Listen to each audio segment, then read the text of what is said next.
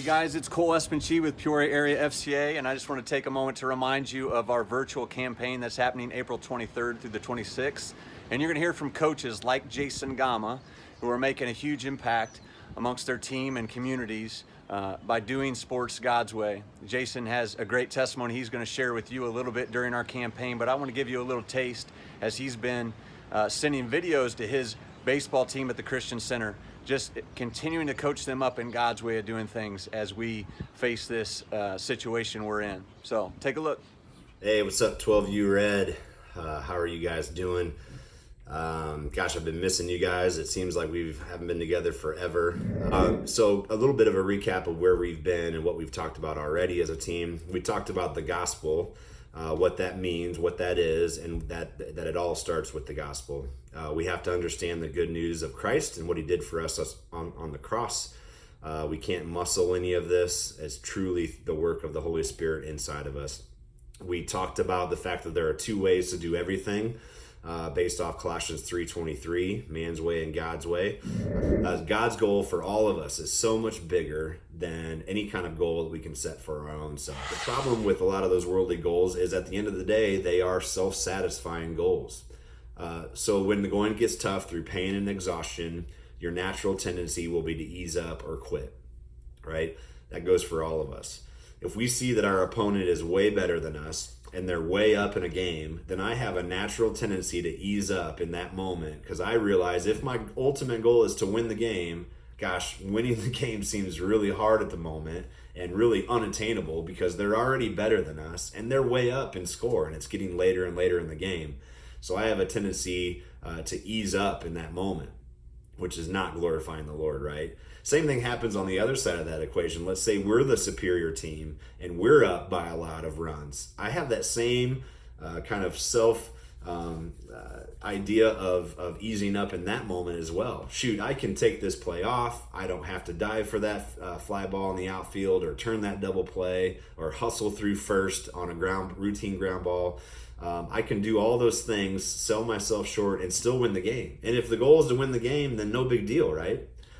My argument is that both of the sides of that equation, neither one of those is helping us reach our max potential as a player, nor glorifying the Lord in the midst of doing it. So we have to kind of separate out what is man's way and what's God's way in that moment. So let me be very clear here. In no way at all am I saying that setting those worldly goals are a bad thing. Not at all. In fact, we're going to do it. We're going to encourage you to set goals. And you'll hear this in life with your parents everywhere, is set goals.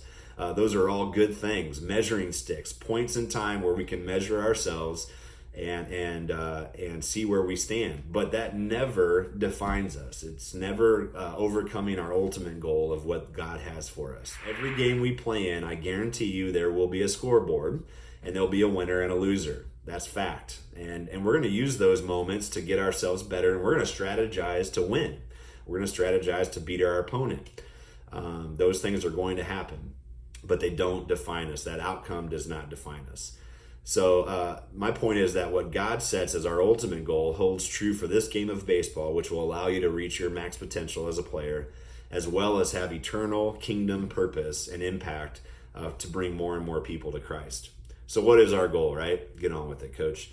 So our goal is based on Romans 8:28 and 8:29, which says, "And we know that God works for the good of those who love him, who have been called according to his purpose."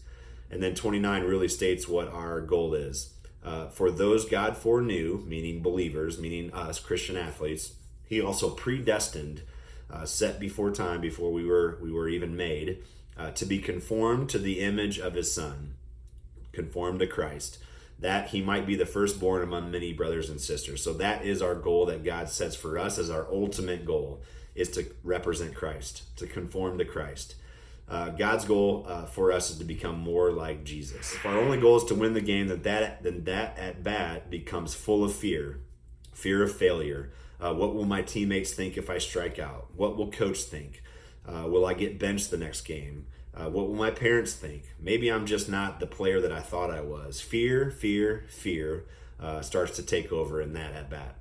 I have no chance at that point to make a good swing on the baseball. I'm going to be extremely tight My body, my actual physical muscles will become tight because of that fear that I'm worried about, and I'll have no chance to make a fluid, aggressive swing. Would you agree?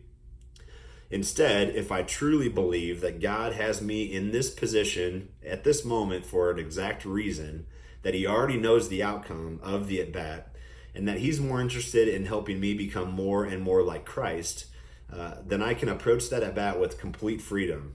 Not defined by the outcome. God's got that covered. Know that my coach and my teammates are going to love me no matter what the outcome is. I still may not get a winning hit, but I guarantee you that fear will not overcome me, and that I'll be able to make the best possible tension-free swing that I can make. And, just go give your mom a hug.